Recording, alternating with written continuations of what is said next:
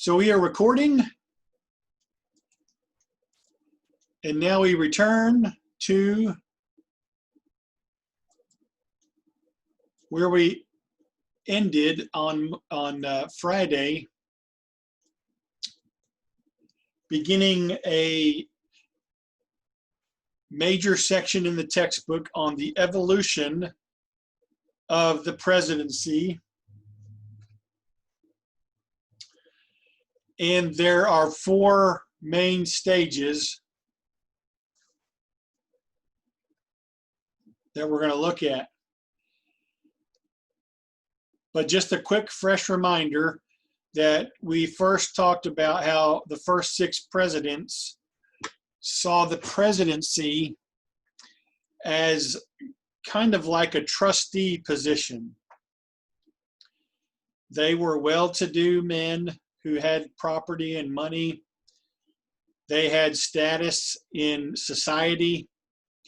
They were fit to rule, and they did not serve as president to so much represent the people, but to be their trustee. They were put there, and it didn't matter what the common people thought, because these men had the top minds and dispositions to make their own decisions for everybody. So we come to the first major stage in the evolution of the presidency.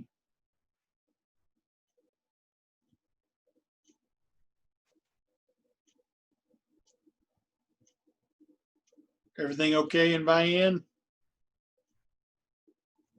Okay.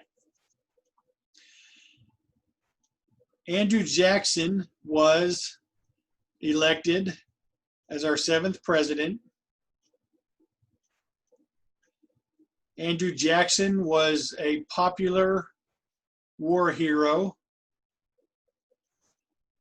with the victory of the Battle of New Orleans.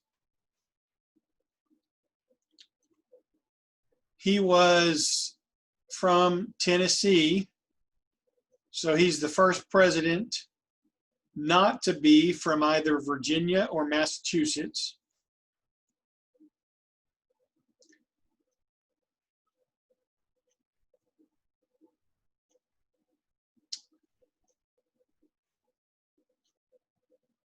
He had lost the presidential election of 1824, and it left a bitter taste in his mouth.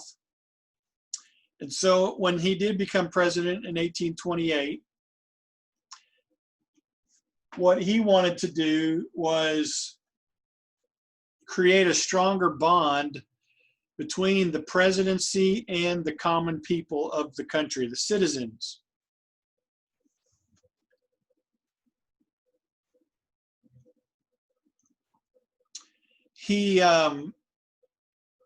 He engaged in what's called the spoils system. It comes from that saying, to the winner goes the spoils. And so as president, Jackson, instead of appointing people to his presidential cabinet and to other federal positions, instead of appointing them based on their merit and ability, the spoils system means you tend to put in people who are your good friends and even maybe family members. And you might appoint, let's say, a childhood friend, a lifelong friend. You might appoint them to be the Secretary of State. And it could be that this person has no experience at all in politics. So the spoil system starts to erode the function of the president appointing people who would be well suited or have experience in those areas. Now, we still see the spoil system today. I forget what their position is called, but President Trump's daughter, Ivanka, and her husband, Jared, have some kind of, well, Jared's an advisor to the president, and I think Ivanka has another title besides just advisor. But they had no political experience coming into their position. Remember, President Trump appointed a woman named Omarosa, and I forget what he appointed her to, but she had no political experience. She had been a contestant on his Celebrity Apprentice show. And he appoints her to some political position, and I think she lasted maybe a year.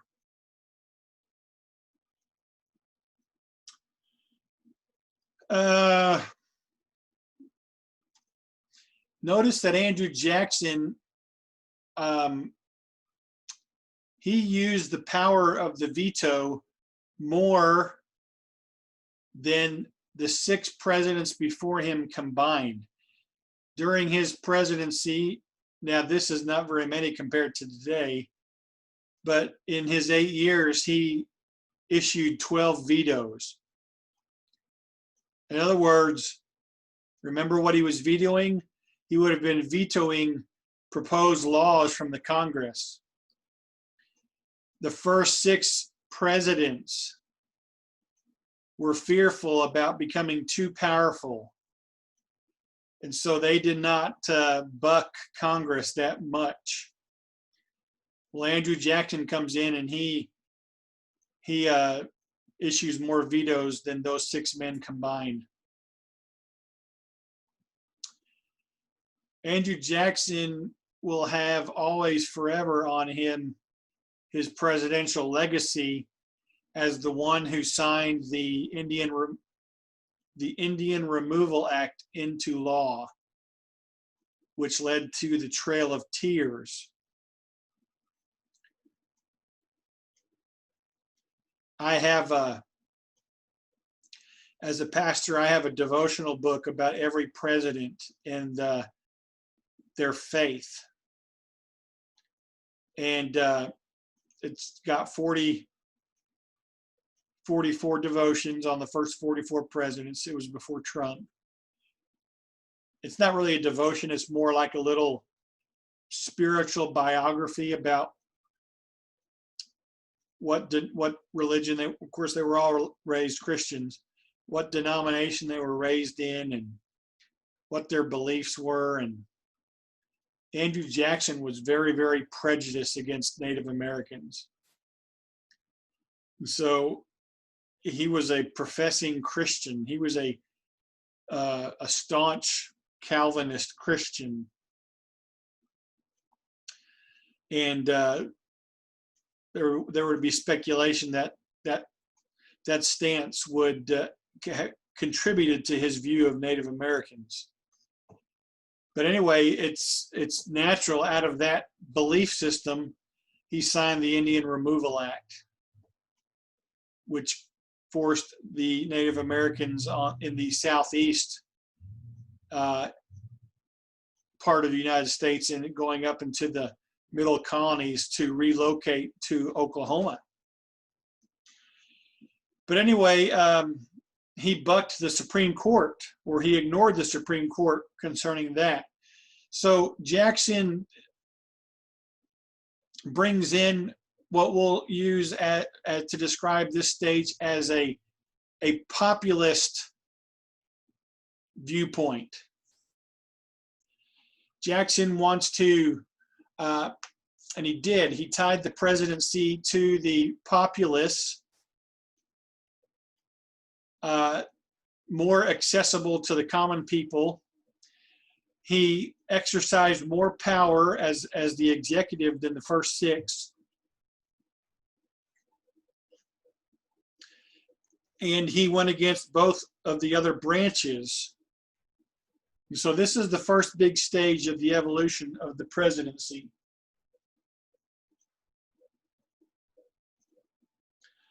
Now,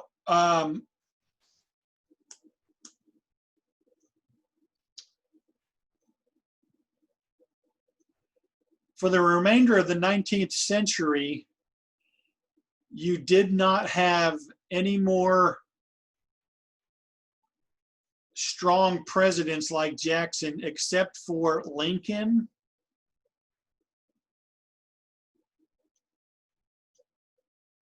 and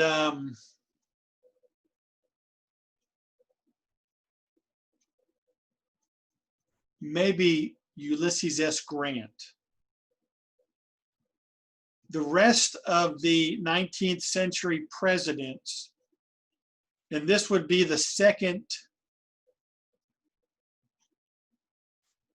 maybe I shouldn't say stage. Andrew Jackson was the first. Oh, you know what? I used that analogy on Friday of four rivers, right? So Andrew Jackson and his philosophy of the presidency was one river that was pouring into the executive branch and making it larger. The second river is the presidents of the rest of the presidents of the 19th century, except for Lincoln and Grant. And you'll see in the textbook on page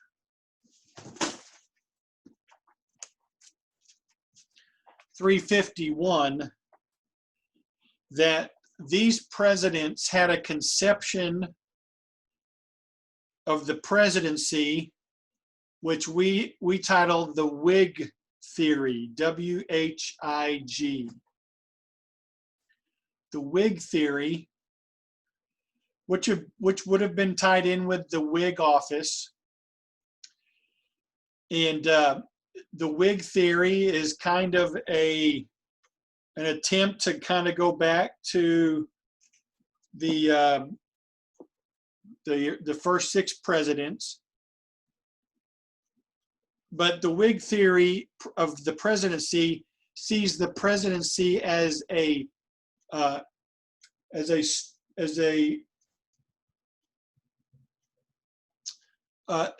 a weak presidency view of the executive office. And when I say weak, it's not that the president doesn't have influence, but the president is primarily an administrator. This is the role, to give you an analogy, this is the role of a superintendent in a school system.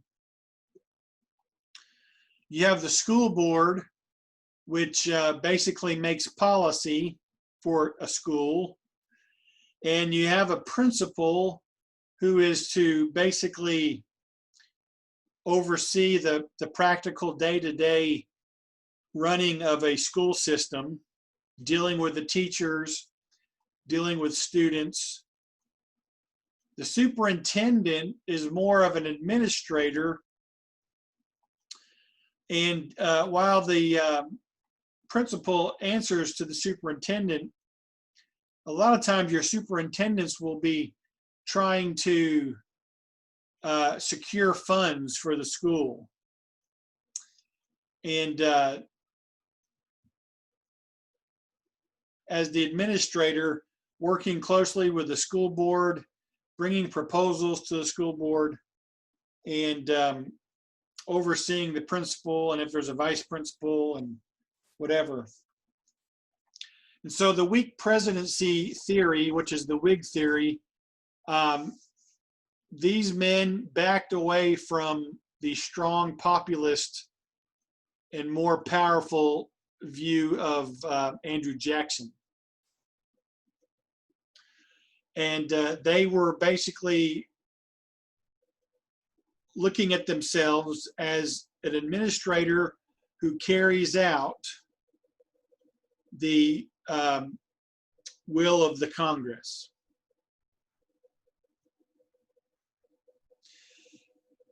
Now again, Lincoln and Grant were a little bit different, but Lincoln was dealing with a civil war.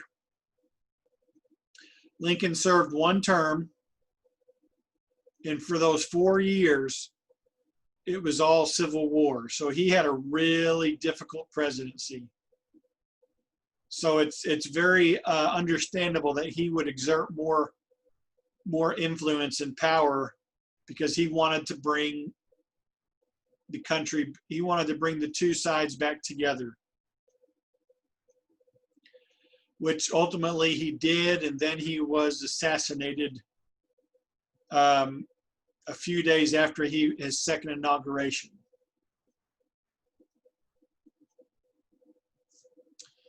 Let me get off this here. There we go. That's a great name for this second river. Congress Strikes Back. Andrew Jackson could be called instead of a new hope, a new, don't want to use Pope, although he did kind of think of himself more that way, a new order of the presidency. Then Congress Strikes Back.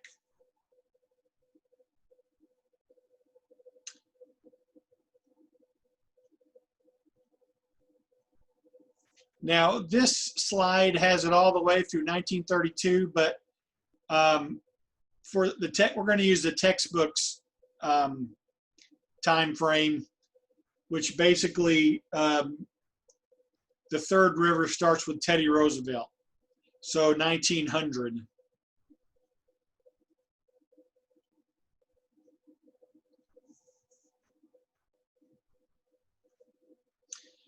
So Lincoln is assassinated. Here's an example of Congress's power. Lincoln is assassinated in 1865. His vice president, Andrew Johnson, becomes president. And Andrew Johnson and the Congress, they have a disagreement about Reconstruction. They have differing plans, and even within Congress, you had two factions. You had all of Congress with one idea, and then you had the radical Republican branch of Congress, and they wanted to be very, very hard on the South in allowing them to come back into the Union. Well, Andrew Johnson kind of went against the radical Republicans, and he had one of the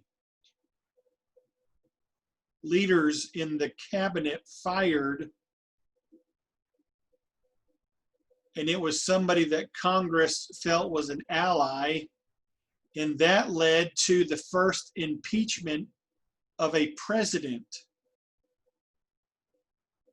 This might be a good bonus question, so you might want to jot it down.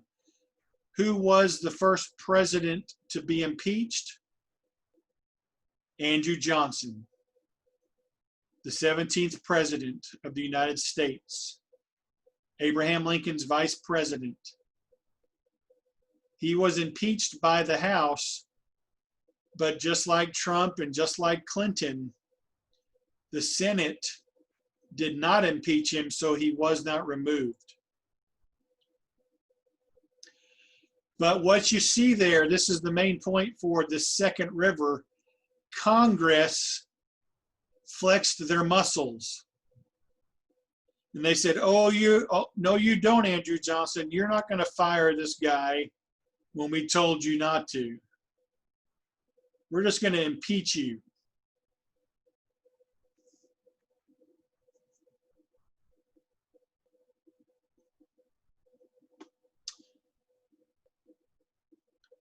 Any questions on those first two rivers of the first two rivers that started to flow into the executive office with Andrew Jackson?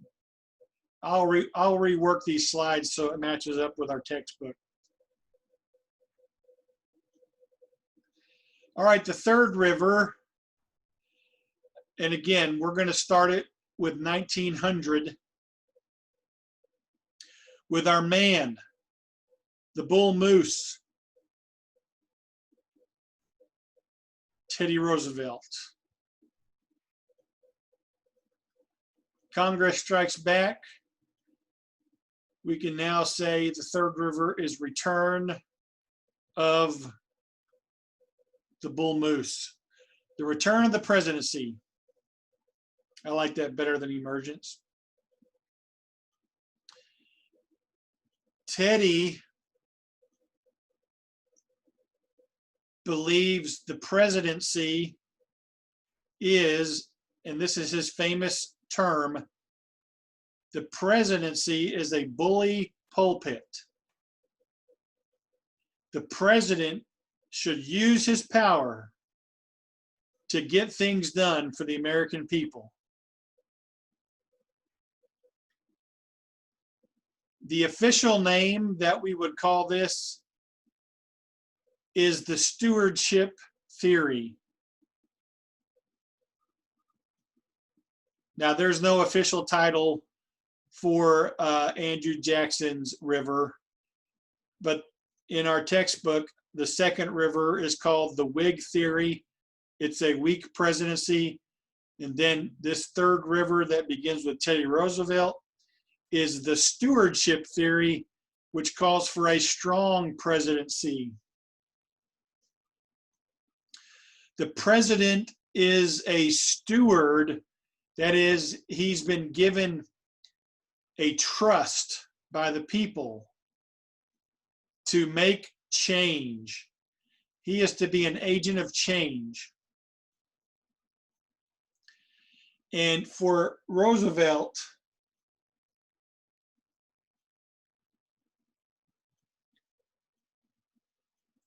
the office of presidency is not limited.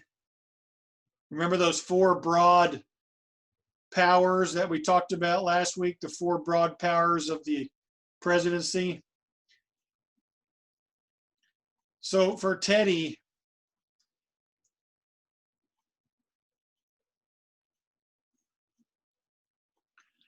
the presidency is not limited by what the Constitution prohibits.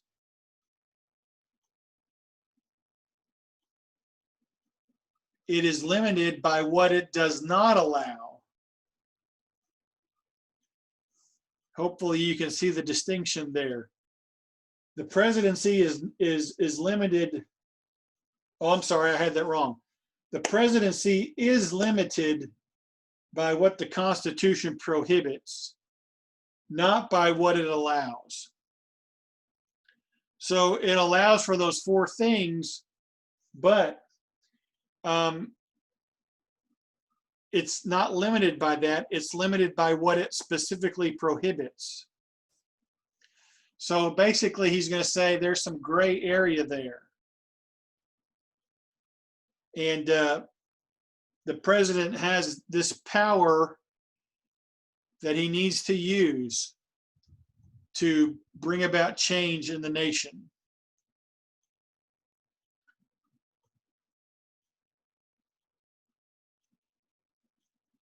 And Teddy definitely used his power.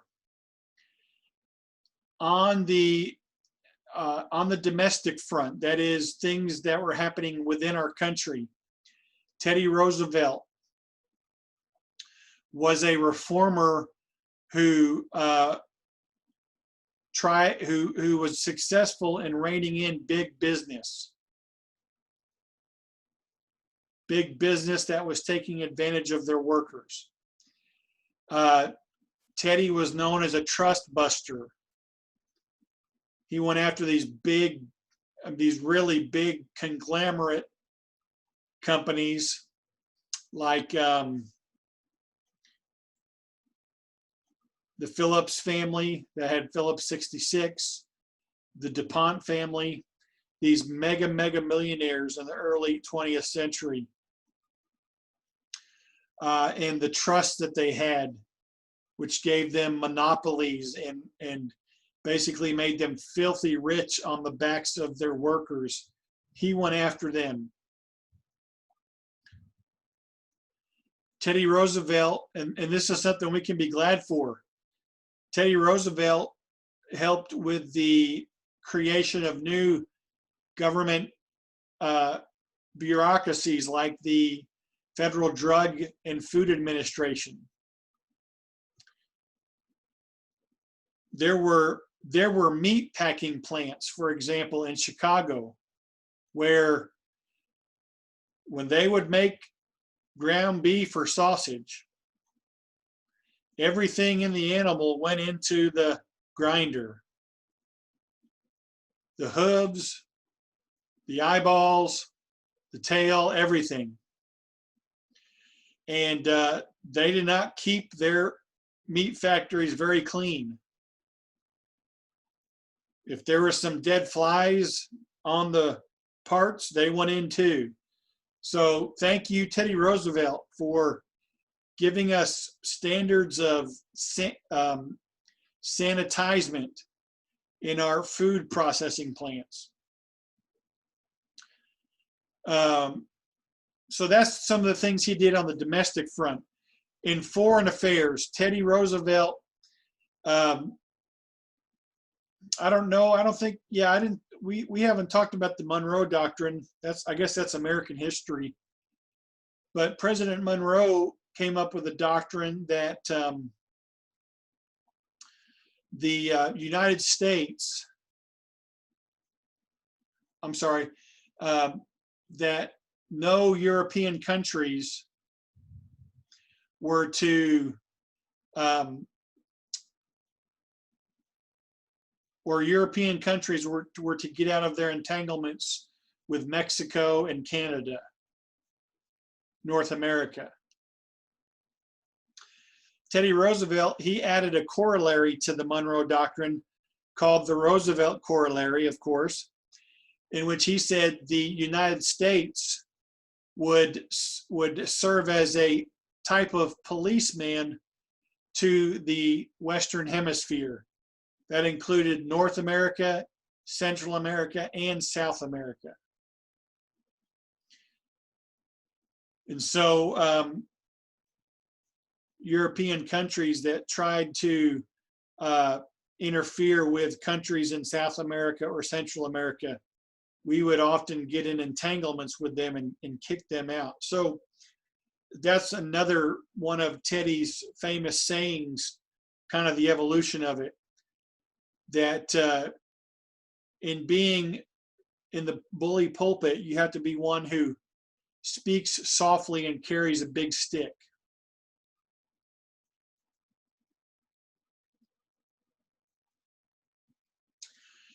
And so Teddy brought back a strong presidency, and basically after his presidency, there were a couple of more presidents that leaned more towards the Whig theory. But then with Teddy's fifth cousin, Franklin Roosevelt, during the Great Depression, when he brought in his wave of New Deal programs, he brought back in the strong presidency, and that is the stage that we are still in today.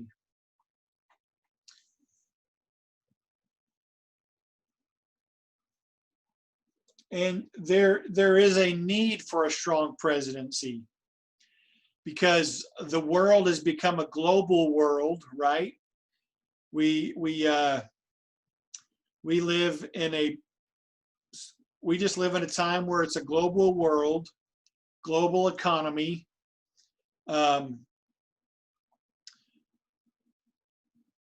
We have access to global news, and we are involved as a country in alliances with a lot of countries.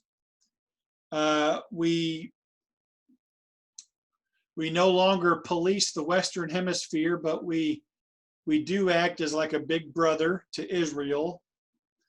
And looking at the Vietnam conflict of the 60s and 70s, and if we go back even to World War II and the Korean War, we've always had there's always been a kind of a competition between us and communist countries. At one time, it was the USSR, which broke up in 1990, 91. Now we are at odds again with Russia and China, communist countries, North Korea. And we are the friends of other democratic countries. So it's a very complex government that we have now compared to 100 and 200 years ago. And so we need strong presidents.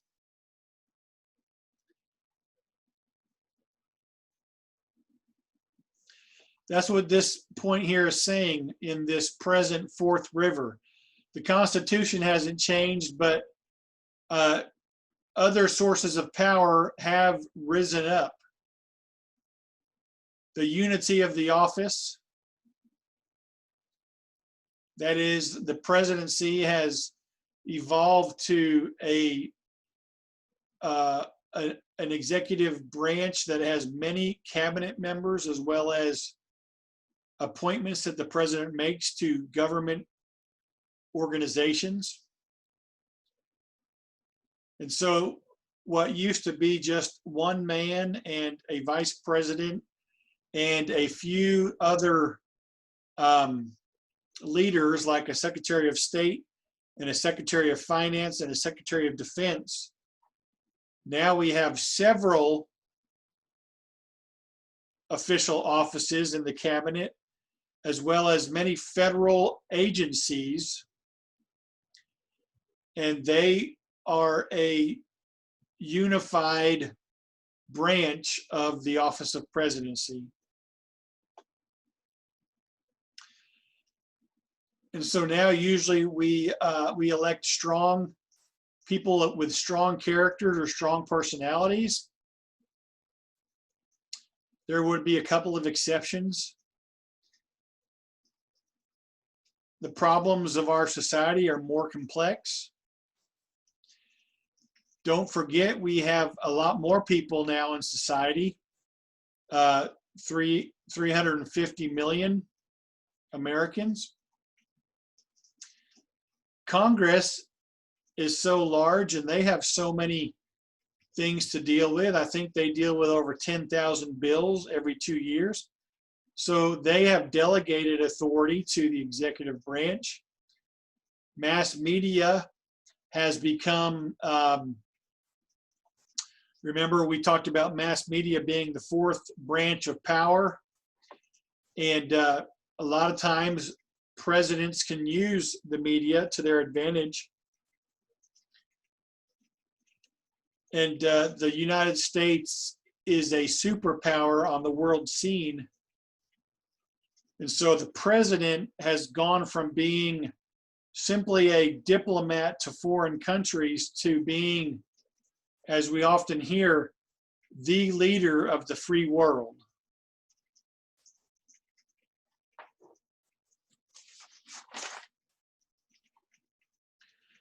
So any questions on those four rivers that poured into the executive branch since the election of Andrew Jackson?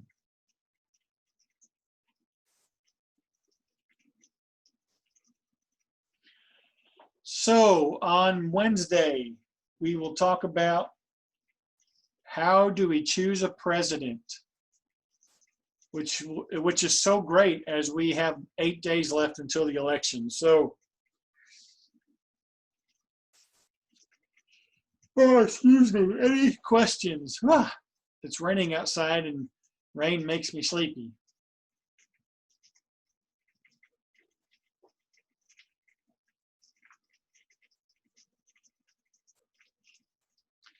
Okay, have a great rest of your Monday and a wonderful Tuesday, and look forward to seeing you on Will Rogers Wednesday.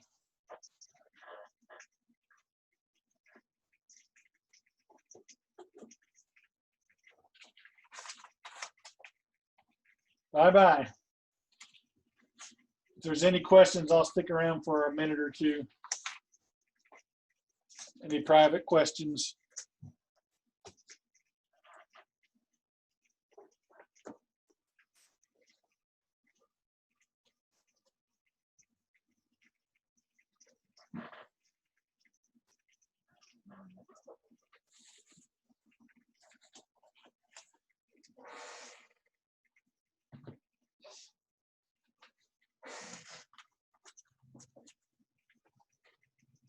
All right, bye-bye.